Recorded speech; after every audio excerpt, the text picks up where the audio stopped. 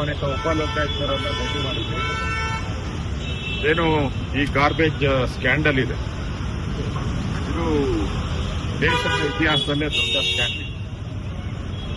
ಸುಮಾರು 39,000 ಕೋಟಿಗೂ ಹೆಚ್ಚು ಹಣವನ್ನು 30 ವರ್ಷಗಳ ಕಾಲ ಲೀಸ್ ಕೊಡೋ ಮುಖಾಂತರ 35 ವರ್ಷಗಳಿಗೆ ಎಕ್ಸ್ಟೆಂಡ್ ಮಾಡುವಂಥ ಒಂದು ಹುನ್ನಾರ ಏನು ಮಾಡ್ತಿದ್ದಾರೆ. ಇದು ಕಮಿಷನ್ ವಸೂಲಿ ಮಾಡೋಕ್ಕೋಸ್ಕರ ಮಾಡಿರುವಂಥದ್ದು.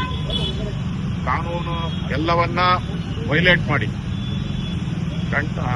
ಈ ಟೆಂಡರ್ ಏನು ಪ್ರೊಸೀಜರ್ ಇದೆ ಆ ಪ್ರೊಸೀಜರ್ನೆಲ್ಲ ವೈಲೇಟ್ ಮಾಡಿದ್ದಾರೆ ಮತ್ತು ಅವ್ರಿಗೆ ಕಾಂಟ್ರಾಕ್ಟರ್ಗೆ ಹೆಲ್ಪ್ ಆಗೋ ರೀತಿ ಹೆಚ್ಚಿನ ಹಣವನ್ನು ಕೊಡ್ತಾ ಇದ್ದಾರೆ.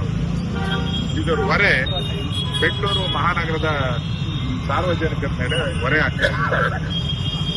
ಸೊ ಇದೊಂದು ದೊಡ್ಡ ಸ್ಕ್ಯಾಂಡಲ್. ಇದನ್ನ ಕಿಕ್ ಬ್ಯಾಕು ಇದೆ.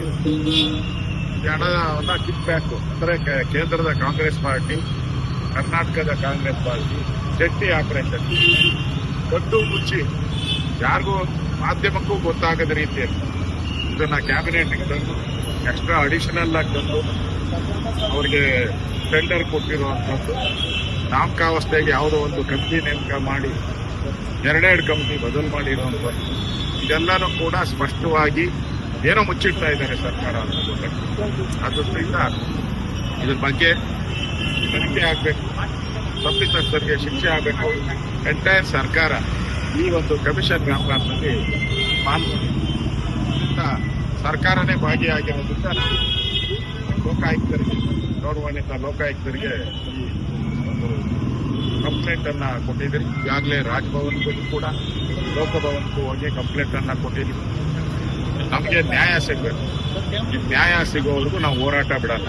ಇವರೇನ ಇದು ಮಾಡಿಲ್ಲ ಅಂದ್ರೆ ಮುಂದಿನ ಅಧಿವೇಶನದಲ್ಲೂ ಕೂಡ ಇದನ್ನ ನಾವು ಪ್ರಸ್ತಾವ ಮಾಡ್ತೀವಿ. ಇದನ್ನ ತಾರ್ಕಿಕ ಅಂತ್ಯಕ್ಕೆ ತಂದು ಇದು ಮನೆ ಹಾಳು ಮಾಡೋ ಕೆಲಸ ಇದೆ. ಬೆಂಗಳೂರು ಜನರನ್ನ ಲೂಟಿ ಹೊಡೆಯೋದು ಇದು ದೊಡ್ಡ ಒಂದು ಕರ್ನಾಟಕದಿಂದ ATM ಕಾಂಗ್ರೆಸ್ ಪಾರ್ಟಿಗೆ ATM ಮಾಡುವಂತ ವಿಚಾರ ಇರೋದ್ರಿಂದ ಇದನ್ನ ನಾವು ಗಂಭೀರವಾಗಿ ತೆಗೆದುಕೊಂಡಿದ್ದೀವಿ. ನಮ್ಮ ನಾರಾಯಣಸ್ವಾಮಿ ಅವರು, ಜಲವಾದಿ ನಾರಾಯಣಸ್ವಾಮಿ ಅವರು, ನಾವು ಎಲ್ಲ ಇನ್ನಷ್ಟು ಹೆಚ್ಚಿನ ಮಾಹಿತಿಗಾಗಿ ಫಾಲೋ ಮಾಡಿ ಬ್ರಿಗೇಡ್ ನ್ಯೂಸ್ ಕನ್ನಡ.